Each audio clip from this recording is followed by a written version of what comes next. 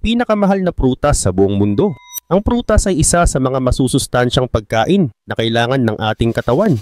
Nagtataglay ito ng iba't ibang mga vitamins na mahalaga upang mapanatiling malusog ang ating katawan.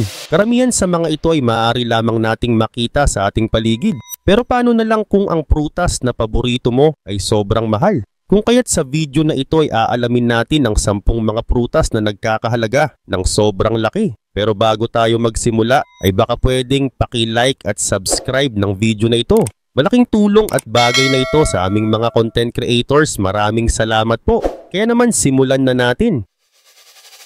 Number 1. Yubari King Melon. Ang Yubari King Melon ay isang espesyal na prutas mula sa Yubari, Hokkaido, Japan. Ito ay kilala sa buong mundo dahil sa matamis at makatas nitong laman, pati na rin sa mataas na presyo nito. Ang prutas na ito ay resulta ng paghahalo ng dalawang uri ng melon, ang Earl's Favorite at Burpee's Spicy Cantaloupe. Dahil sa kombinasyong ito ay nagkaroon ng Yubari King Melon ng natatanging tamis at aroma na hinahanap-hanap ng marami. Ngunit ang pagtatanim ng Yubari King Melon ay nangangailangan ng espesyal na atensyon. Sa Yubari, ang lupa ay mayaman sa volcanic ash na nagbibigay ng tamang sustansya sa mga halaman. Ang klima rito ay may malaking agwat ng temperature sa pagitan ng araw at gabi na tumutulong sa pagbuo ng tamis ng melon. Itinatanim ang mga buto sa mga greenhouse upang maprotektahan sila mula sa malamig na panahon. Kapag lumalaki na ang bunga ay isang melon lamang ang iniiwan sa bawat puno upang masiguro na makukuha nito ang lahat ng nutrisyon. Nilalagyan din ng banig o lambat ang ilalim ng bawat melon upang hindi ito madikit sa lupa at mapanatili ang perpektong bilog na hugis. Ang mga magsasaka ay maingat din sa pagbibigay ng tamang dami ng sikat ng araw at tubig upang makamit ang pinakamataas na quality ng prutas. Bago ilabas sa merkado, ang bawat Yubari King Melon ay dumadaan sa mahigpit na pagsusuri. Sinusuri ang tamis, hugis at ang pagkakaroon ng pantay at makinis na net-like pattern sa balat. Ang mga prutas na pumapasa sa mataas na pamantayan ay itinuturing na premium at nagtataglay ng mataas na halaga. Sa mga regular na tindahan, ang isang premium na melon ay maaaring nagkakahalaga ng humigit kumulang 11,000. Pero sa mga espesyal na okasyon at auction, ang presyo nito ay maaaring umabot sa milyon-milyong yen.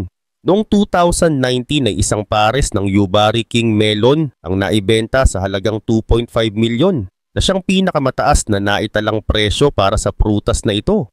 Ang mataas na presyo ng Yubari King Melon ay hindi lamang dahil sa kalidad nito, kundi pati na rin sa simbolismo nito sa Japanese culture. Sa Japan, ang pagbibigay ng prutas bilang regalo ay isang tradisyon. At ang Yubari King Melon ay itinuturing na isang prestigious offerings na nagpapakita ng paggalang at pasasalamat.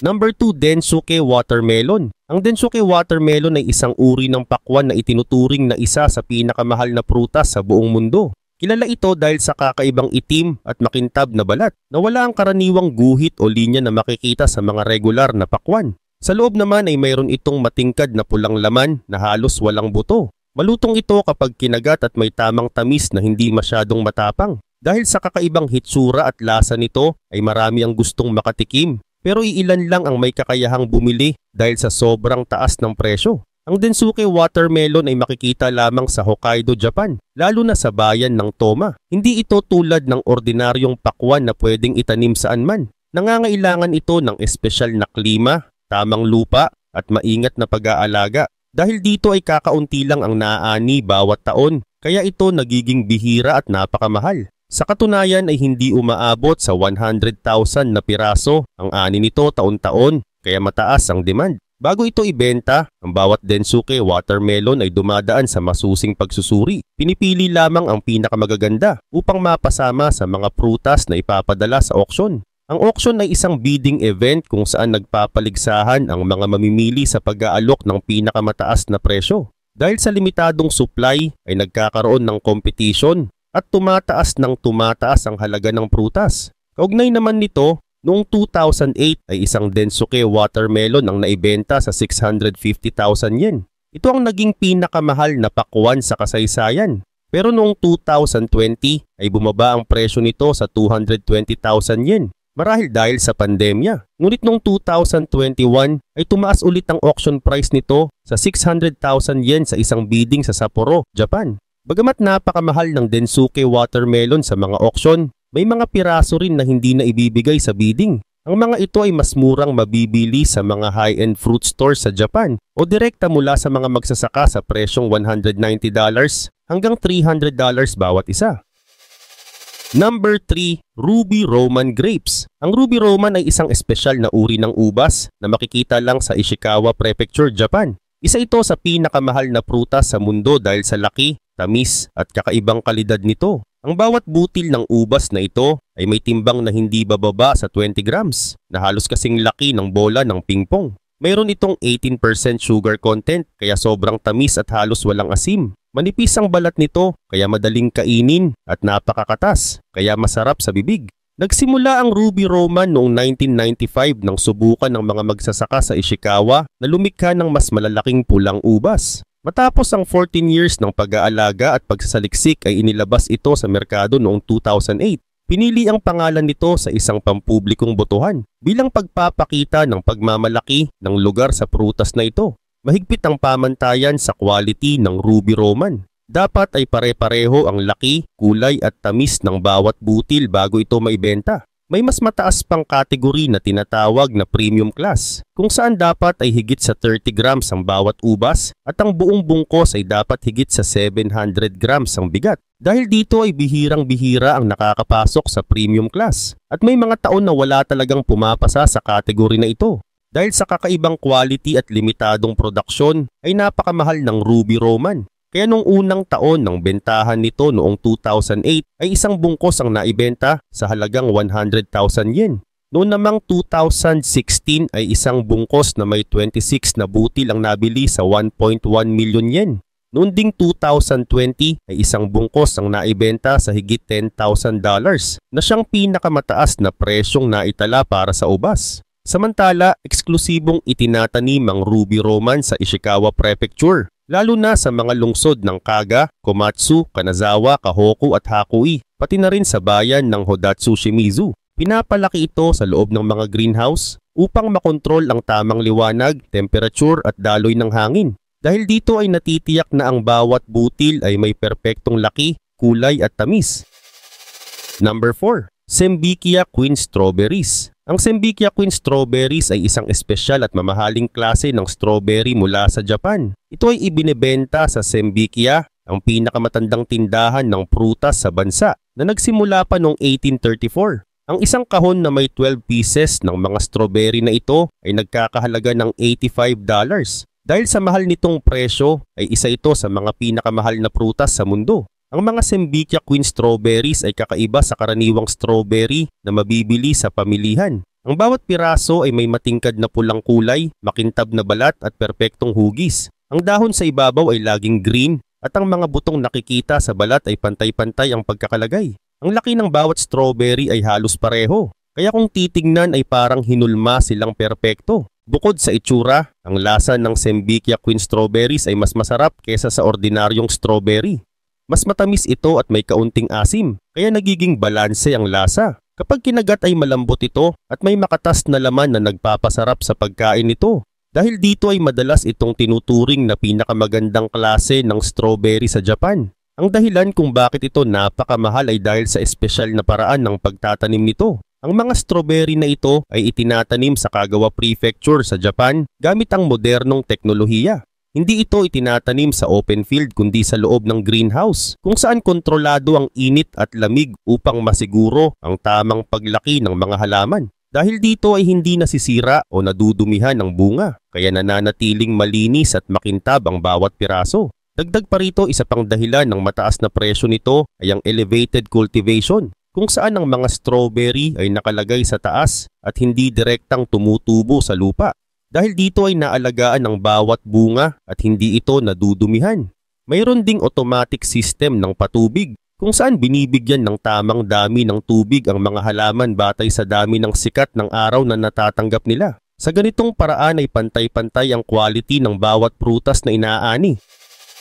Number 5. Decopon Citrus. Ang Decopon Citrus ay isang klase ng dalandan na sobrang tamis, walang buto at may katangi-tanging umbok sa ibabaw. Natuklasan ito sa Japan noong 1972 matapos paghaluin ng kiyomi at ponkan na parehong citrus fruits. Ang pangalan nitong dekopon ay galing sa salitang deko na ibig sabihin ay umbok at pon mula sa ponkan. Sa United States ay kilala ito bilang sumo citrus dahil sa laki nito at sa umbok na parang buhok ng isang sumo wrestler. Ang prutas na ito ay sobrang tamis kumpara sa karaniwang dalandan. Meron itong 13 base exchange o higit pa. Ibig sabihin mas mataas ang tamis nito kaysa sa ibang citrus fruits. Malaki ito, halos kasing laki ng isang grapefruit at may balat na madaling balatan kaya hindi mahirap kainin.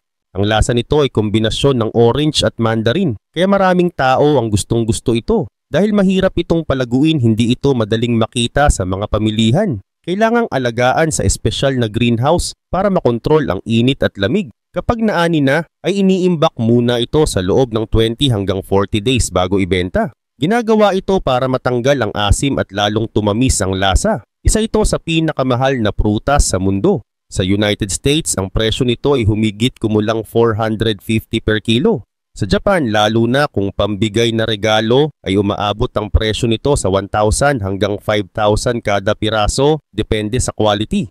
Sa Japan ay uso ang pagbibigay ng mamahaling prutas bilang regalo, kaya patok ito sa mga mayayaman. Bukod sa Japan at US, sikat din ng dekopon sa ibang bansa. Sa South Korea ay tinatawag itong halabong at makikita sa Jeju Island. Sa Brazil naman ay tinatawag itong kinsey at itinatanim sa may init na lugar. Sa United States ay halos isang dekada bago ito inilabas sa merkado noong 2011 at mabilis itong sumikat bilang high-class na prutas. Dahil sa kakaibang itsura at matinding tamis ay sumikat ang dekopon sa social media, lalo na sa Instagram. Maraming tao ang bumibili nito hindi lang dahil sa lasa, kundi dahil gusto rin nilang subukan ang mamahaling prutas na ito. Maraming sikat na chef at personalities ang mahilig dito, kaya tumataas ang demand nito sa merkado.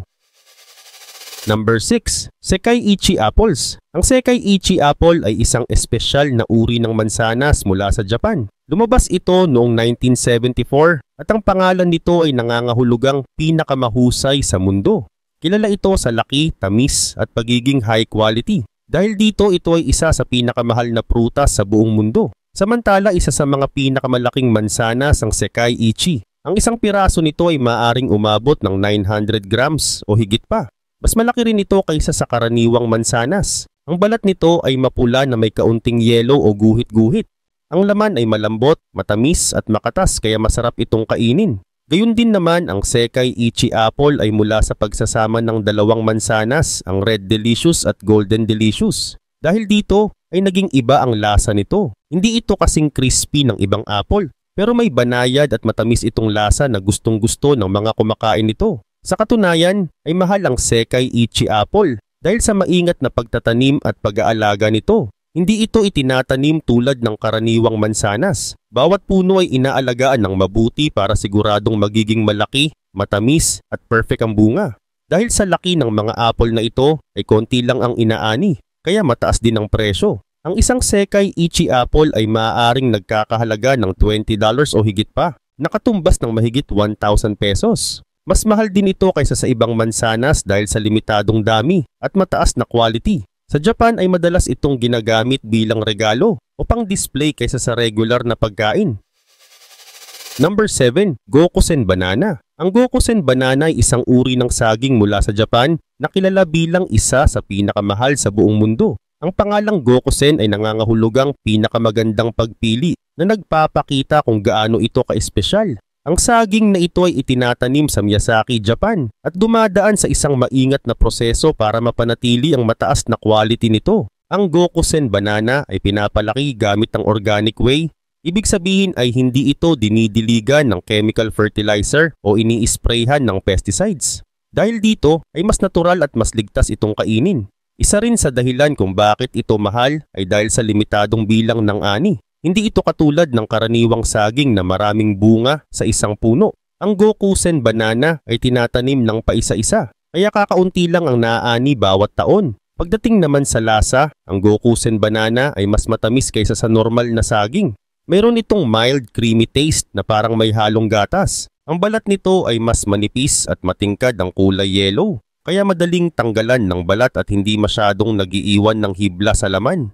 Maraming tao rin ang nagsasabing ibang-iba ito sa mga pangkaraniwang saging na mabibili sa pamilihan. Gayun din naman ang presyo ng isang piraso ng Gokusen banana ay maaaring umabot ng 6,000 yen o humigit kumulang 2,500 pesos. Dahil dito ay hindi ito basta-bastang nabibili sa mga palengke. Madalas ito ay binibili bilang regalo o para sa mga espesyal na okasyon. Sa Japan, ang pagbibigay ng mamahaling prutas ay simbolo ng pagpapahalaga at kasaganaan, kaya maraming tao ang handang gumastos para rito. Ngunit dahil sa mataas na presyo at limitadong produksyon, ang Gokusen banana ay itinuturing na isang luxury fruit o prutas na pangmayaman. Hindi ito basta kinakain para sa pang-araw-araw na pagkain, kundi isang espesyal na prutas na tinatangkilik ng mga mahilig sa natatanging pagkain. Para sa iba, ang pagkain ng Gokusen banana ay isang natatanging karanasan na hindi nila malilimutan. Number 8, Pink Glow Pineapple. Ang Pink Glow Pineapple ay isang espesyal na klase ng pinya na may kulay rosas na laman. Hindi ito tulad ng karaniwang pinya na nakikita sa mga palengke o supermarket. Ang prutas na ito ay ginawa ng Del Monte, na isang malaking kumpanya na nag-aaral at nagpaparami ng mga prutas. Umabot din ng 16 years bago nila nagawa yung Pink Glow Pineapple. Ang dahilan kung bakit ito kulay rosas ay dahil may lycopene ito, na isang natural ingredients na makikita rin sa mga pulang prutas tulad ng kamatis at pakwan. Samantala, isa sa mga dahilan kung bakit mahal ang Pink Glow Pineapple ay dahil mahirap itong palaguin. Itinatanim ito sa Costa Rica dahil ang klima at lupa doon ay angkop para sa ganitong klase ng pinya. Sa tuwing aanihin ito ay tinatanggal ang korona o dahon nito bago ipadala sa mga mamimili. Ginagawa ito upang mapanatili ang sustainable na pagtatanim at hindi maubos ang supply ng prutas. Pero bukod sa kakaibang kulay, ay kilala rin ang Pink Glow Pineapple sa sobrang tamis at hindi gaanong maasim. Ayon sa mga nakasubok nito, para itong pinagsamang lasa ng candy at tropical fruit. Mas makatas din ito kumpara sa ordinaryong pinya. Dahil sa kakaibang lasa at itsura ay maraming tao ang gustong tikman ito kahit mahal ang presyo. Gayun din naman, doong una itong inilabas, ang presyo ng isang Pink Glow Pineapple ay nasa $49. Sa paglipas ng panahon ay bumaba ito at ngayon ay mabibili na sa $9.99, depende sa tindahan. Pero kahit bumaba ang presyo ay mas mahal pa rin ito kumpara sa karaniwang pinya. Karagdagan pa rito dahil sa pagiging bihira at kakaiba ay madalas itong makita sa social media. Maraming tao ang nagpapakita ng Pink Glow Pineapple sa Instagram at TikTok dahil sa ganda ng kulay nito. Ginagamit din ito sa iba't ibang pagkain tulad ng pink akolada o cocktail drink at dessert tulad ng pineapple crisp. Dahil sa tamis nito ay masarap din itong gawing fruit salad, shakes at desserts. Bukod sa masarap ay masustansya rin ito. Mataas ito sa vitamin C na tumutulong sa pagpapalakas ng resistensya ng katawan. Mayaman din ito sa lycopene na isang antioxidant na maaring makatulong sa pag-iwas sa sakit sa puso at ilang uri ng cancer. Subalit kahit maraming gustong bumili ay hindi ito madaling hanapin. Number 9, Miyazaki Mangoes. Ang Miyazaki Mango ay isang mamahaling klase ng mangga mula sa Miyazaki Prefecture sa Japan. Tinatawag din itong Taiyo no Tamago o Egg of the Sun dahil sa kulay nitong matingkad na pula at hugis itlog na anyo.